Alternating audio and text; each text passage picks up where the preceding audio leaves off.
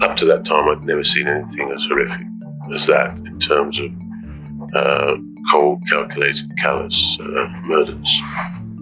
5 bodies in a farmhouse in the middle of Tolsham Dart in Essex, in what can only have been described as one of the most gruesome crime scenes in living memory. Bamber's family were living at White House Farm. His mother and father lived there all the time, and on the weekend of the killing, his sister, who was known as Bambi, had brought her 2 children to visit. Essentially, in one evening, 3 generations of her family were destroyed. He expressed concern for his father's safety, explaining that his father had called him in a state of panic. According to Jeremy, his sister had gone berserk with a gun in the house, threatening everyone. The situation escalated to the point where Jeremy's father reported gunshots before the line abruptly went dead. Phone call from his father at 3 o'clock in the morning, and it said, Sheila's got the gun, she's gone crazy. And then he said the line went dead. Jeremy, fearing that his sister might have harmed their father, contacted the police and asked them to meet him at the family's home. After hanging up, Jeremy and the police headed to the scene. However, the police arrived first, finding everything eerily silent at the manor. They conducted a thorough check looking for signs of forced entry, but everything appeared locked except for one unlocked ground floor window. This allowed the police to gain entry into White House Farm. Upon entering the house, the police discovered a gruesome scene. Jeremy's father, 61-year-old Neville Bamber, was the first body found on the ground floor. He had been brutally beaten and shot 8 times, with 6 of the shots targeting his face. Defensive wounds on his arms indicated a fierce struggle. Shockingly, the violence extended to the entire family, resulting in a tragic bloodbath. The narrative continues with the discovery of Neville Bamber's desperate struggle against his assailant, fighting for his life. As the police ascended the stairs, the second lifeless body was found: Jeremy's mother, 61-year-old June Bamber, lying in the hallway. She appeared to have been shot once at close range. In one of the bedrooms, 2 young boys were discovered: Jeremy's 6-year-old nephews, Daniel and Nicholas Caffell, victims of the tragic incident. They had also been shot and killed, cuddled up in bed as if asleep. The harrowing scene extended to the main bedroom, where Jeremy's sister, Sheila Caffell, was found dead on the floor with a rifle in her hands. It appeared she had shot herself twice in the throat, clutching a Bible in her other hand. Despite the distressing circumstances, the police quickly categorized the incident as a murder-suicide, given Sheila's position with the gun still in her hands. Jeremy described to the police that Sheila was a nutter. I think this is when the police were outside the house. But he also, I believe he said that there was an armory of guns in the house, and Sheila was capable of using any of them. Jeremy Bamber, the sole surviving family member, was visibly distraught throughout the night. On the night of the killings, Bamber suggested that he'd been at the White House Farm, he'd been with his parents and his sister, and there'd been a real argument.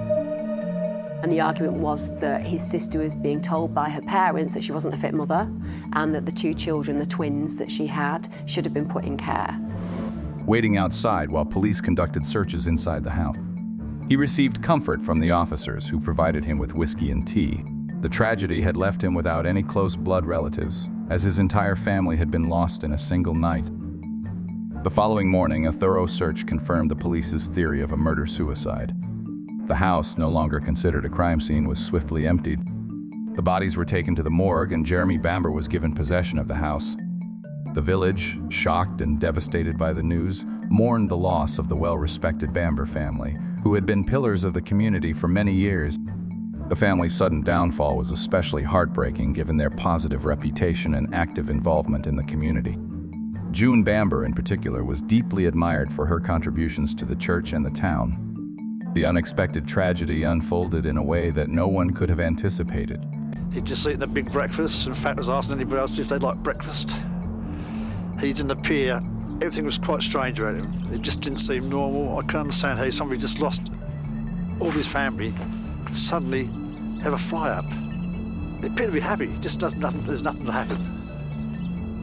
I found it very strange. And the revelation that it was a result of Sheila's mental illness added an extra layer of sorrow to the community's grief.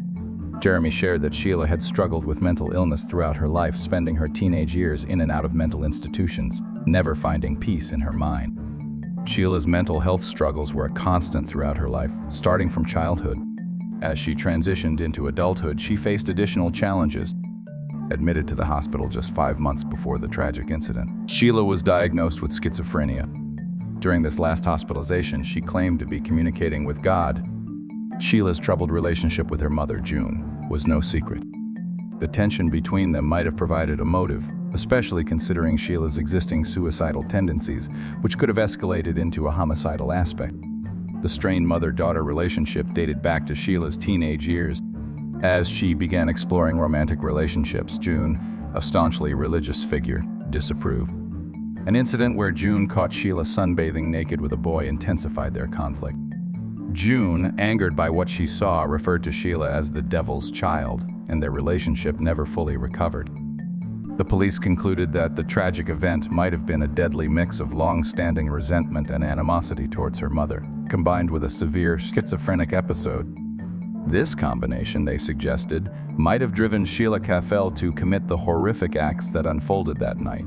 In the aftermath of the tragedy, Jeremy Bamber and his extended family, including uncles, aunties, and cousins, gathered at White House Farm to organize funeral plans. This arrangement struck me as somewhat unusual considering the eerie atmosphere of returning to the crime scene for such solemn discussions.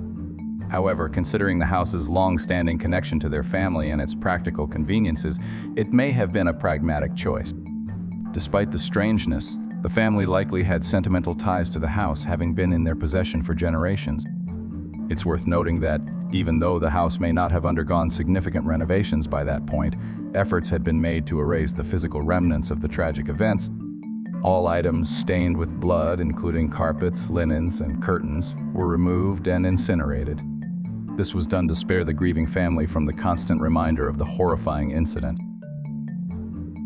However, an unexpected turn occurred when Jeremy's cousin David decided to investigate further. While exploring boxes under the stairs, he stumbled upon a silencer, a device attached to a gun to muffle the sound of gunshots. Upon close inspection, he noticed a small speck of blood on the end of the silencer. Recognizing the potential significance of this discovery, David discreetly handed over the silencer to the police. Jeremy Bamber's cousin David brought a surprising revelation to the police, presenting a silencer he discovered in a box under the stairs at White House Farm. Jeremy Bamber's cousin, David Bowflower, described how he found the blood-stained silencer in the gun cupboard at the farm several days after the murders. He handed it in to the police. We have a scene of a crime which has been very cunningly arranged, because he was a cunning man, and we visited the scene and a judgment was made. Now, the officers misdirected themselves. I'm prepared to admit that, but I see no reason to apportion blame. He expressed uncertainty about its origin and the blood speck on its end. The police, constrained by mid-1980 lab technology, conducted tests that could determine the blood type but not identify a specific individual. The tests revealed that the blood on the silencer belonged to type AA, a significant finding as Sheila was the only person in the house that night with type of blood. This revelation challenged the initial assumption of a murder-suicide, as it raised questions about how Sheila's blood could have ended up downstairs if she was the last to die, having shot herself in her bedroom. A new theory emerged. Perhaps Sheila hadn't taken her own life. Instead, she might have been framed. Someone could have used the silencer to shoot her and then strategically placed the gun near her lifeless body. The silencer found under the stairs seemed to support this hypothesis. In response to this unexpected twist, the police revisited the limited evidence they had collected during the initial investigation.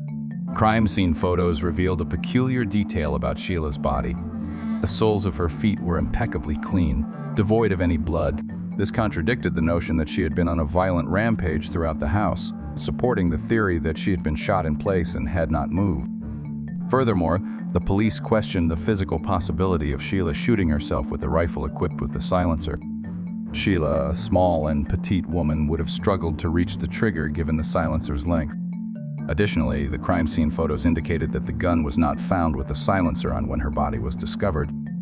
The emerging theory suggested that someone may have killed Sheila with the silencer attached, attempted to plant the gun on her, realized the impracticality due to its length, removed the silencer, and concealed it to maintain the illusion of a murder-suicide.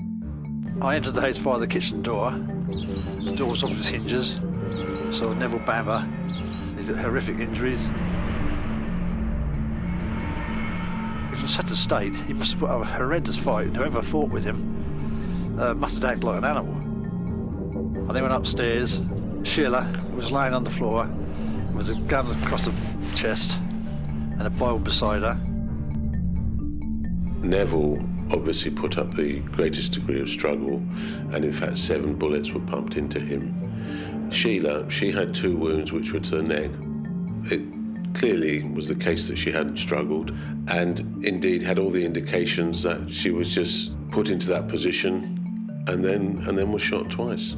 Sheila could have killed herself with a gun, considering her injuries, 2 bullet wounds to her neck.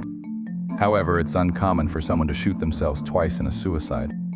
Police find it unlikely that she could have lined up the long gun again after the first shot. Whispers in town point to Jeremy, the Bamber son, who stood to inherit a considerable fortune. This includes the White House Farm Manor, 300 acres of land, and other properties. His sister had mental health issues, therefore it was nicely packaged. A schizophrenic woman with huge problems has gone on the rampage and murdered the family. The very, very confident brother has managed to explore this and explain it and piece together the pieces.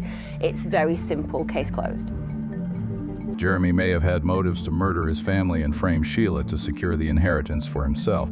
Jeremy Bamber allegedly wanted the inheritance all for himself, leading to the theory that he killed his parents and others who could inherit a share.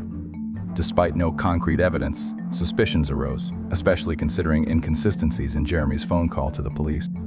He falsely claimed his sister was armed and dangerous. When the police arrive, Bamber's also arriving, but his behaviour, in my opinion, is quite strange. You know, he's trying to put pictures in place, give them stories, reasons behind. It's like he's doing the detective work for them.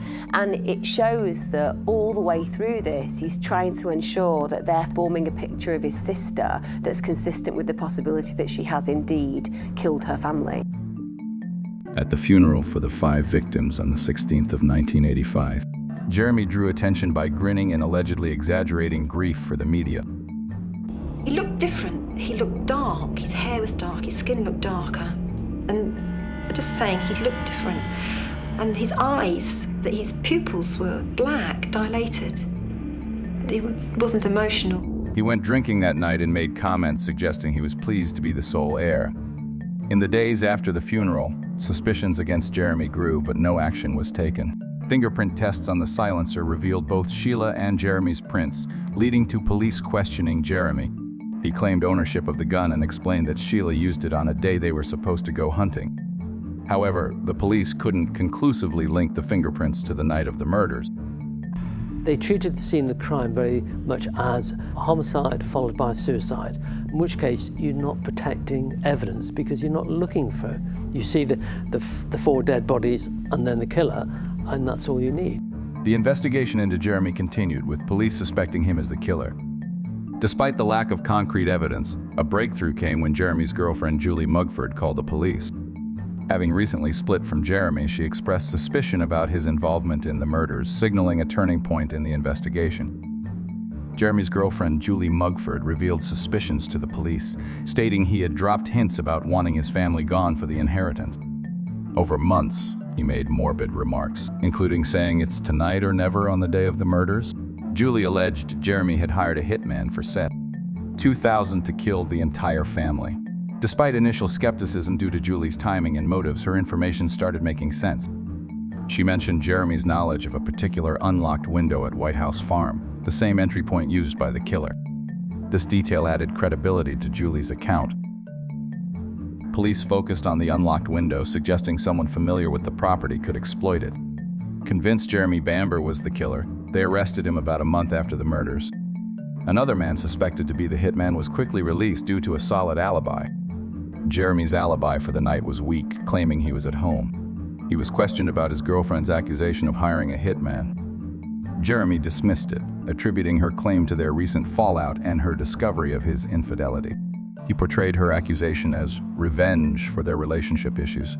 Amid a week of intense arguments, Jeremy claimed his girlfriend was violent and trying to frame him. He described instances of physical fights, including her smashing a mirror and threatening him with glass. Police were skeptical of Jeremy's defense due to the mounting evidence against him. However, lacking sufficient evidence to charge him within the 3-day custody limit, they had to release him. Frustrated, the police believed he was the culprit. After release, went on a holiday to St. Tropez, unaware of the ongoing police investigation back home. To build a profile of Jeremy Bamber, investigators interviewed everyone who knew him: friends, family, colleagues, neighbors, and acquaintances from the past. The aim was to understand his relationships, attitudes, and identify any missed warning signs before the massacre. It was discovered that Jeremy had been a troublesome child since his adoption by June and Neville, who couldn't have biological children. Despite being bullied in school, specific details about his troublesome behavior were not readily available. As Jeremy grew into a teenager, his misbehavior escalated to petty crimes, shoplifting, and drug smuggling. His personality turned more narcissistic and money-focused. He openly expressed displeasure about sharing his inheritance with his sister Sheila. This sentiment was well known among friends and associates of the Bamber family. Upon Jeremy's return from St. Tropez, he was charged with all 5 murders at the airport. The trial began over a year after the murders in October 1986. Jeremy pleading not guilty. The prosecution detailed their belief that Jeremy, armed with his rifle, rode his bike to White House Farm in the early hours of the morning. They argued he entered through a window, supported by evidence of red paint traces from a scratched shelf found on the murder weapon. The prosecution asserted that Jeremy committed all the shootings. As he arrived at the court, Jeremy Bamber looked relaxed and smiled obligingly for the cameras. In court, standing between 2 policemen, he listened as the clerk read out the charges. That on Tuesday, August the 6th, he murdered Mr. Neville Bamber, Mrs. June Bamber, Sheila Caffell, and Nicholas and Daniel Bamber Caffell. Police found the bodies of 3 adults and 2 6-year-old boys dead from shotgun wounds in the family's farmhouse. First police statements said it seemed that Sheila Caffell had killed the family in a fit of depression, then turned the gun on herself. Jeremy, with the silencer on, entered the house without waking a family. Room by room, he shot each family member. Neville, the father, showed signs of a struggle, likely forced downstairs by Jeremy. After killing everyone, Jeremy staged a murder-suicide by placing the rifle in Sheila's hands, removing the silencer and hiding it. He then returned home, faked a frantic call from his dad, and reported the incident to the police using the non-emergency line instead of 999. The unusual choice of the police station number and the unnecessary delay in using 999 were noted during the trial. 1985, Jeremy Bamber called the police. What he does is firstly ring his girlfriend, possibly delaying in a situation which could cause the deaths of his family. He then looks up in the local pages the number of the local police station. The prosecution argued that Jeremy Bamber was the murderer, citing his suspiciously slow driving to the crime scene on the night of the murders. The defense relied on portraying Sheila as mentally ill, pointing out her schizophrenia diagnosis. However, the defense emphasized that the term was a broad label in the 1980, encompassing various mental health conditions. They suggested Sheila might have suffered from postnatal depression, emphasizing her hospital admissions and confessions about scary thoughts related to her children. The defense aimed to create reasonable doubt about Jeremy's guilt by highlighting Sheila's mental health struggles. The defense argued that Sheila, being mentally ill, had a motive for the murders, claiming that an argument with her mother about her parenting skills pushed her to commit the acts. They questioned the feasibility of Jeremy staging a fake suicide, emphasizing the difficulty of shooting Sheila twice under the chin. The defense proposed that Sheila killed Neville downstairs, then went upstairs to kill the rest of the family before ending with her mother in the hallway. They questioned how Jeremy could accurately stage the suicide, considering the awkward angle required for the gunshots. However, the prosecution suggested Jeremy may have used the gun to threaten Sheila into a specific position, making it plausible for him to stage the scene. The defense's argument about the awkwardness of staging the murder-suicide was challenged by the prosecution. In conclusion, Jeremy Bamber was convicted of all 5 murder charges at the end of the trial, receiving 5 consecutive life sentences. Despite the verdict, he continues to assert his innocence.